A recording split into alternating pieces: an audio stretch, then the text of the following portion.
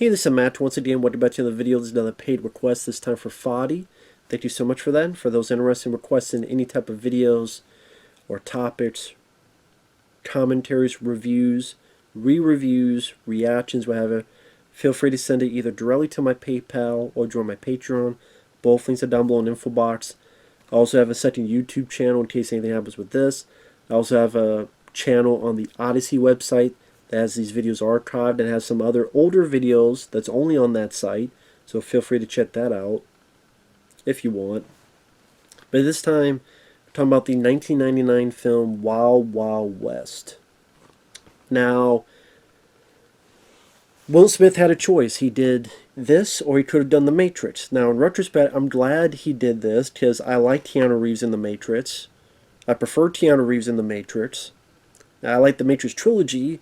Fourth film, not so much. And I know for Will Smith, that's one of the biggest regrets of his career.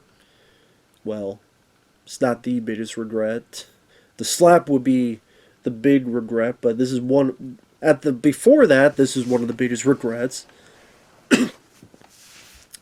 And the guy who directed it had done Men in Black. Would go on to do Men in Black 2 and 3. He had done the first Addams Family film, Barry Sonnenfeld. I think the second one as well, Addams Family Values. But do I hate this film? No. But do I think it's a good film? Not really.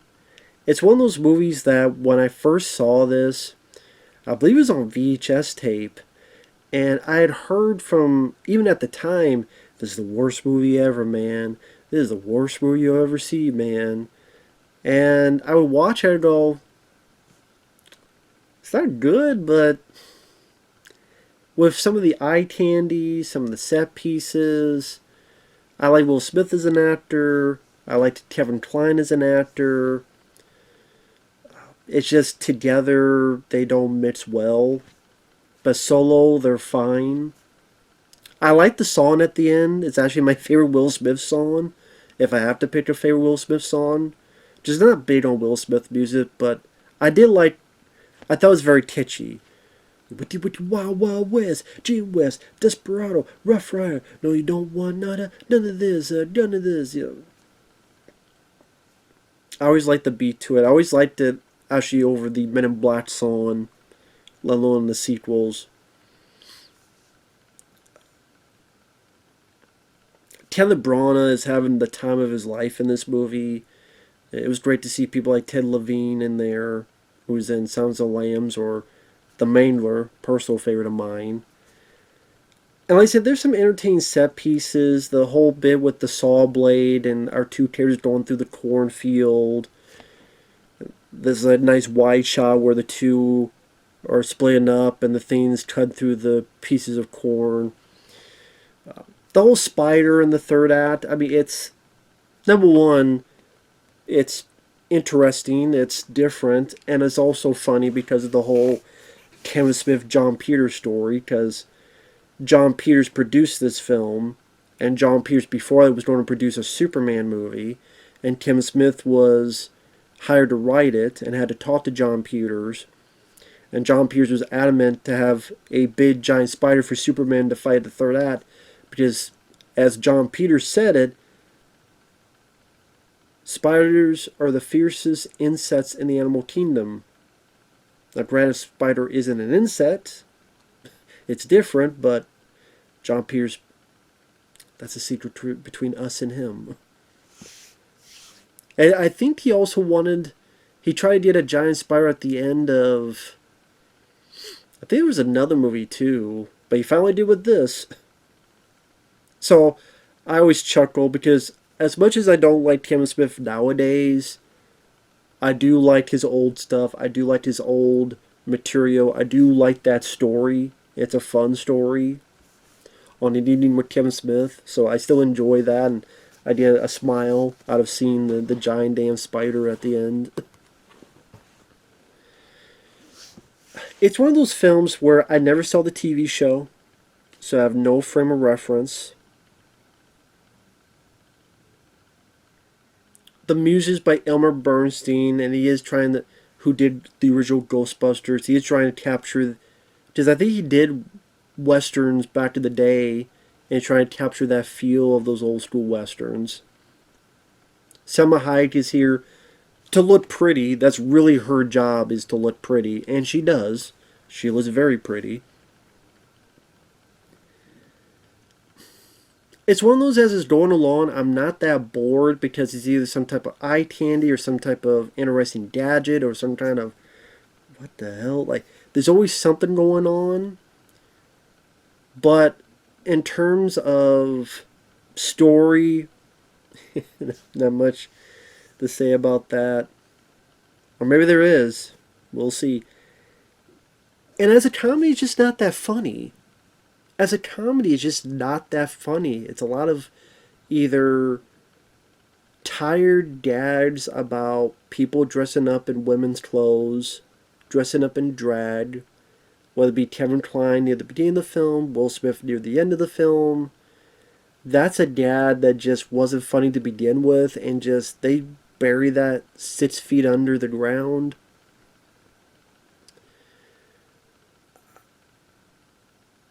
The dialogue is not as on point, because the chemistry isn't on point between Will Smith and Kevin Kline. Because you look at Will, he had great chemistry with Martin Lawrence in Bad Boys 1, 2, and 3. He had great chemistry with Tommy Lee Jones in the Men in Black films. It just, these two folks just did not fit together. They did not fit together. I think they're fine individually. Although Will Smith, because he's playing more of the straightforward role, he wasn't like the Will Smith of previous years. I guess you could say Kevin Kline's supposed to be the more goofy one, but even that's... Kevin Kline works best in comedy when it's either sincere like Dave, or assholeish like A Fish Called Wanda. Asshole!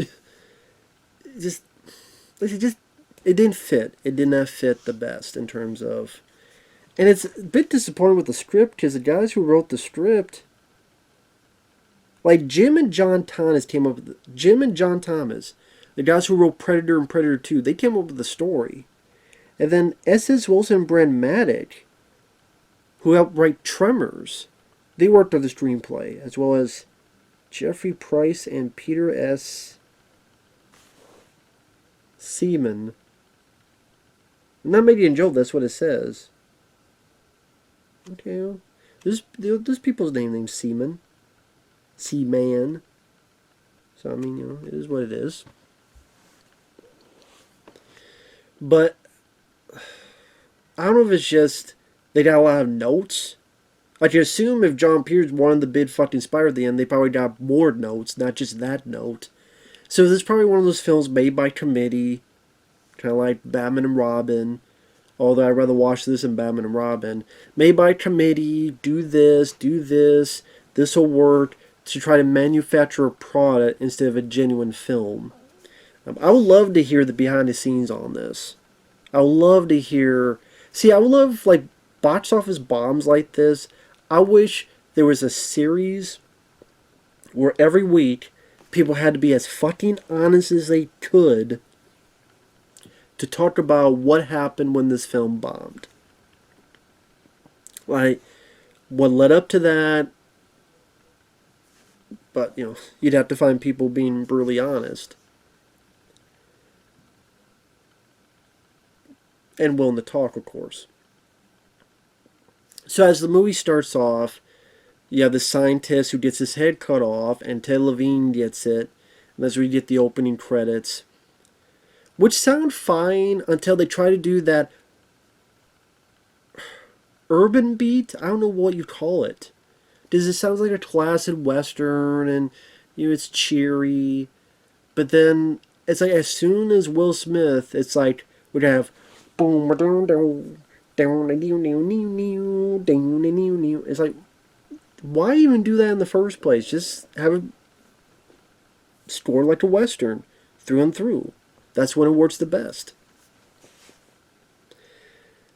So Will Smith and Kevin Kline, they're both, one's a U.S. Marshal, one's a U.S.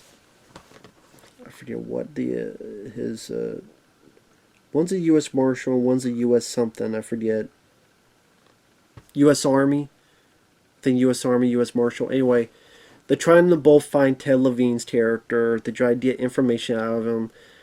Kevin Kline is wearing drag and trying to hypnotize him, while Will Smith is fighting bad guys. He's even making out with a woman, and a water tower goes down, fights some bad guys. And, it's nice to see Will Smith, kicking some ass. Granted, it's kind of hard to buy Will Smith as a tough guy nowadays after what's happened, because it's like, hey, your wife had your son's friend's dick in her mouth, and you didn't do anything about it. She was doing the fandango with your son's buddy in your bedroom or around your house, and you didn't do anything about it. People called you a bitch for years. Not years, but for a long time you didn't do anything about it. And the only thing you did about it was, here's a guy who's 4 feet smaller than you, and you just smacked him across the face as a tough guy. And then you were so sorry about it that later on, people see you dancing, getting jitty with it with Oscar, smiling. Yeah, you were so sorry about it. And you're still letting your wife control your life, wrapped under her finger and thumb. And it's kind of hard to take you that seriously as a tough guy, Will. I'll still enjoy films like I, Robot and Bad Boys films. It's just look at you a bit of a different way, dude. And you did that yourself. Should have divorced a lady, and a lady who is wistfully talking about love letters she got from Tupac, and you not saying or doing anything about it. I mean, just saying, Will, what you doing? I mean, the film itself is lighthearted. At times it does go for the campy feel of what the hell it's trying to do. And then, there's some entertaining gadgets, like the train that has all these gadgets, like being trapped on a pool table, being under the train, or all this other stuff there. The way Kenneth Branagh approaches the role, he's having a lot of fun. Like, don't you just hate that song? I'm alive and kicking. Well, alive anyway. He's just chewing the scenery, the walls, the floors, and he's having fun. And I do think he's a fun villain. And he's in a wheelchair, and later on, when it gets broken, he has these 4 steel legs come out, and it's kind of cool to see the steampunk mixed in with the Wild West aesthetic. It's not a mix I see often. And again, there's some decent eye candy when the big spider is blowing up the town, and when the explosions happen, it looks like there's real model work happening with that, which is nice to see. Like I said, what hurts the film is the dialogue and comedy are not nearly as funny or as effective as they could be. I mean, I can't remember a lot of times I really genuinely laughed with the film. Like I said, Kevin Kline and Will Smith did not make a good pair. I think at one point it was supposed to be George Clooney in this, but then I guess he argued with Barry Sonnenfeld and he left. I don't blame him. Probably because Clooney's like, there's going to be another Batman and Robin, and I don't want to do another one of those. So maybe he saw the writing on the wall and left. So George Clooney, you made the right call. Granted, it would have been cool to see Will Smith and George Clooney, and maybe they would have had better chemistry. And again, I like Kevin Kline. Like I said, I liked him in Fish Called Wonder. I liked him in Dave. It just, I don't know, either again, the role was fine other than the drag stuff. It just wasn't funny. It just, you didn't buy him. Even the characters themselves later on say they didn't buy it. They look like a woman. And just, it's there just to make the audience laugh, I guess, at seeing him dressed that way. And it's just, there was nothing else to the joke. There was nothing else. And it has humor like Will Smith going, your breasts are fake, touch my breast. Emma Walsh doesn't see them but hears them, so he interprets it a different way. Oh, was a, what do you have, a butt shot in it? Puts water in it. Now feel my breast. And Emma Walsh, who's the train conductor, Emma Walsh, who was in Missing Action and Red Scorpion, and he was the sheriff in Critters, the first one. He's a train conductor, and he hears it and goes, I knew it. Like, just assuming those two were gay. It's just very lame gag that goes on for way too long. You're kind of just waiting for it to be over. Like I said, Selma Hayek, I liked her. She's just there to look pretty. There's literally a bit where they save her and she's in the train, and when she leaves, you see her ass. Nice looking ass.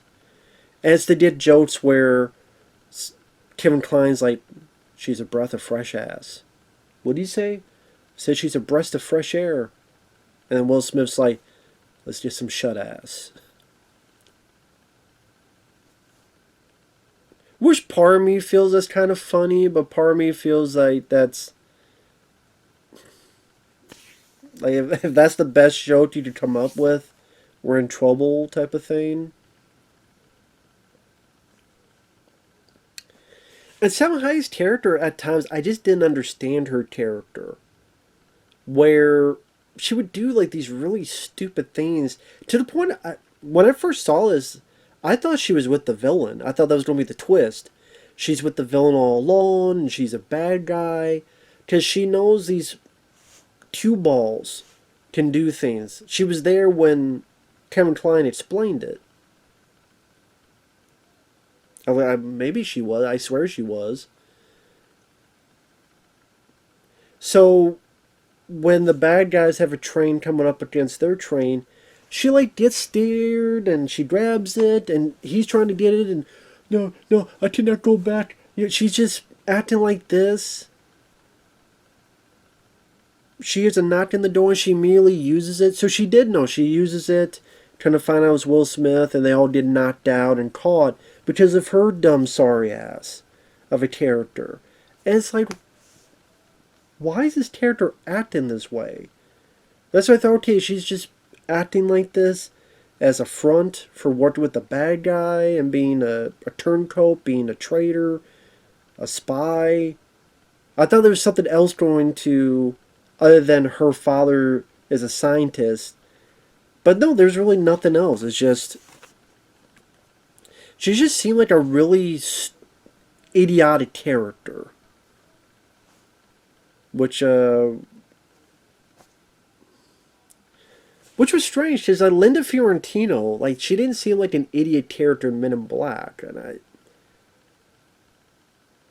other than being a beautiful piece of eye candy, that's really all. So I don't know why they wrote Selma Hayek that way. I really don't.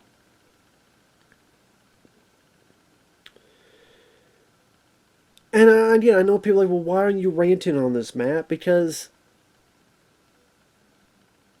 Will Smith on its own, I still think he has that charm and charisma, that there was a reason why he was a movie star for a long time. I could still see that even in this movie. I thought he handled the six-shooter fairly well. He handled the fight scenes fairly well.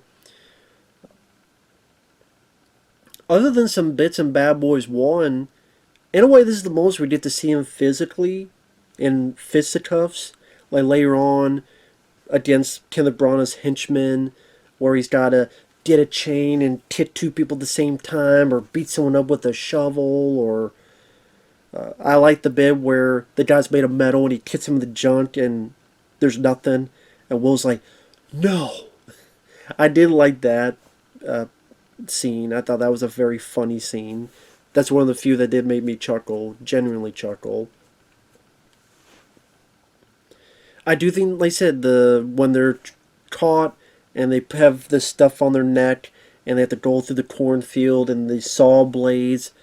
I thought that was kind of a interesting James Bond, like old school James Bond type of where a villain would do something extravagant to try to, no, Mr. Bond, I want you to die. That was pretty creative. I had never seen anything like that done before, and I appreciate the imagination in that. As silly as it is, I've never seen a metal 80-foot giant spider that could blow up a whole town, and I thought that was kind of fun to see because it was unique. And the special effects, they don't. I think for the time they were fine, but it's 1999 CGI, so it's not going to be up to par today's standards. But idea for what they had back then, I think the effects were pretty capable in what they're trying to do. Obviously, this is a film that's more of a product than a movie, and it was hopefully to create a new franchise. I mean, it even ends with them walking to the sunset, hoping for more sequels like the Men in Black franchise. Well, actually, at this point, Will Smith had not done a sequel. Because Men in Black 2 would be years later. Same with Bad Boys 2. Really, it was just to create another 4th of July box office hit like Will had with Independence Day and Men in Black. And that was not the case. Because this film bombed badly. It was critically derailed. And that's the thing is, I wish the writing, considering you had some talented people involved, either there were people going behind their backs, you have all these people kind of just too many cooks in the kitchen to really finite the screenplay. I don't know if you need a different actor other than Kevin Kline to really showcase more of that electric spark of chemistry that you need for this kind of film.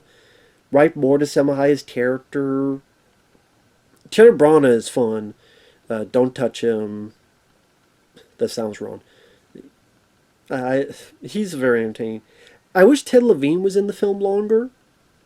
I think his character gets killed off a bit too early. I think he maybe one of those where you think he's a villain at first, but then you realize, I mean, he even says, I'm not the guy you're looking for. It was Kenneth Branagh. So maybe have it be like Will and Ted Levine have to work together. Like, they've hated each other for a while, but now they have to kind of work. Because Ted Levine can do comedy. I've seen him on the TV show Monk be able to do comedy, as he's a very capable actor. In fact, I thought Will Smith and Ted Levine had better chemistry than Will and Kevin Kline. In fact, Ted Levine would have been a good... Like, take Kevin Kline's character out, but you wouldn't have the... Or you do have Kevin Kline as sort of the Q. You know, the James Bond, like, they go to him, and he's a smaller supporting role. But at the same time, I know that's not like the TV... But a lot of this isn't like the TV show, so...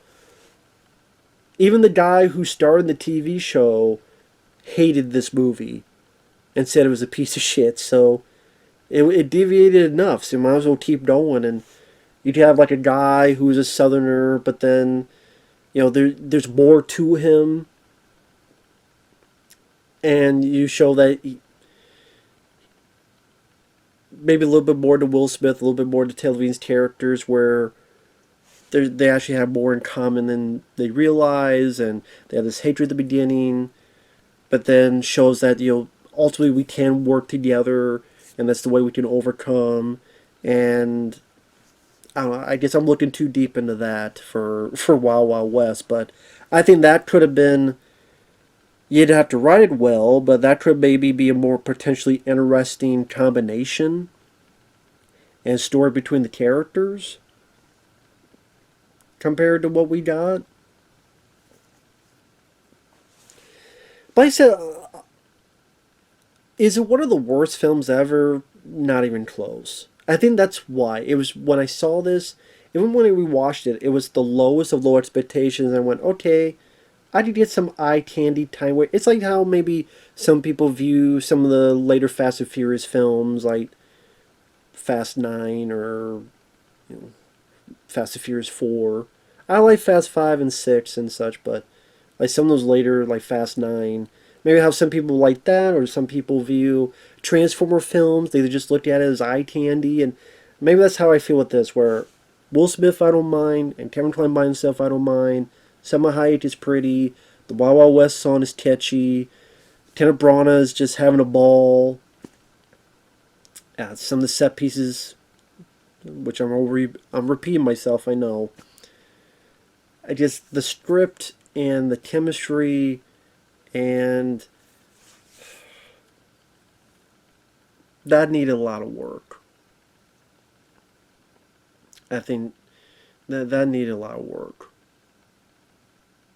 On a side note, I know a lot of people hate these snapper cases. Usually Warner Brothers did that. I never did, so I guess I'm alone in that. I never really understood the hate for it.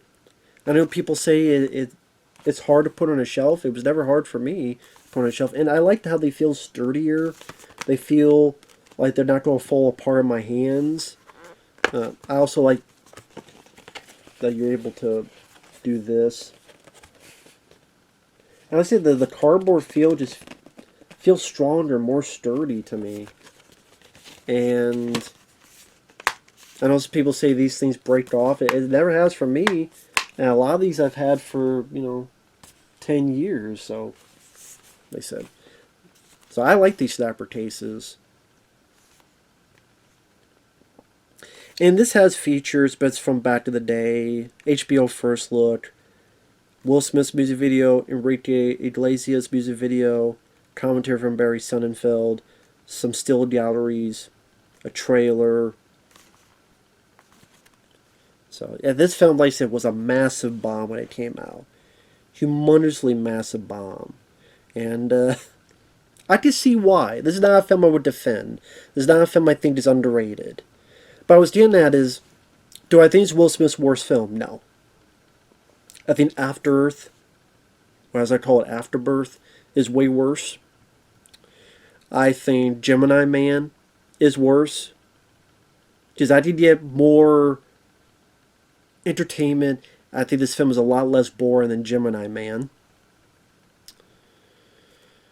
I watched this over 7 pounds, because I think 7 pounds is boring and pretentious. I'm sure there might be a few others, but that comes to mind. I'd rather watch this than other blockbuster movies like Independence Day Resurgence. I'd rather watch this movie. Star Wars The Last Jedi. I'd rather watch this movie.